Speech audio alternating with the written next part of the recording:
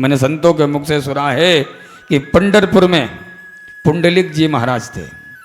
पुंडलिक जी वो माता पिता की सेवा में थे, और माता पिता जो है कुष्ठ था माता पिता जी को, कोढ़ था उनको, और माता पिता की सेवा करते करते करते करते इतना माता पिता को प्रसन्न कर लिया।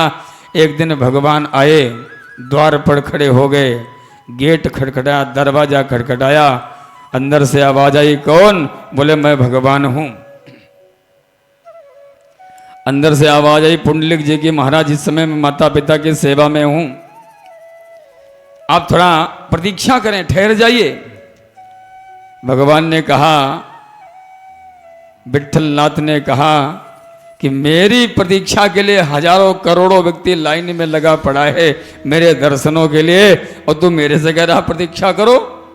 बोले महाराज मैंने आपको पत्र डाल करके नहीं बुलाया था, यदि आप मेरे से प्रसन्न हैं, मैं माता पिता की सेवा कर रहा हूं, आप मेरे से प्रसन्न हैं तो ठीक है, अच्छी बात है, लेकिन प्रभु मैंने आपको निमंत्रण नहीं दिया था, आप बगैर बुलाए आए हैं, और जब तक मैं माता पिता की सेवा से नहीं उठ लूंगा तब तक महाराज मैं आपके पास नहीं आ सकता हूं। अब तो आपकी इच्छा है, आप ठहरना चाहें ठहरें, उसके बाद आप जाना चाहे जाएं। यदि आप ठहरें तो महाराज एक ईंट उठाया, उठा करके बाहर फेंक दिया, और ठाकुर जी उसी पे बैठ गए।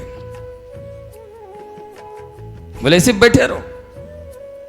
अब ठाकुर जी सुना कि विठ्ठलनाथ जी महाराज टेढ़े थे, और बैठे बैठे आज भी टेढ़े हो गए, और आज वहां वैसे ही बैठे हुए हैं। ना भक्त पुंडरीक को माता पिता की सेवा से अभी जो पूरी हुए फुर्सत मिली, और ना भगवान वहां से हटे, आज भी ऐसे ही टेढ़े बैठे हुए।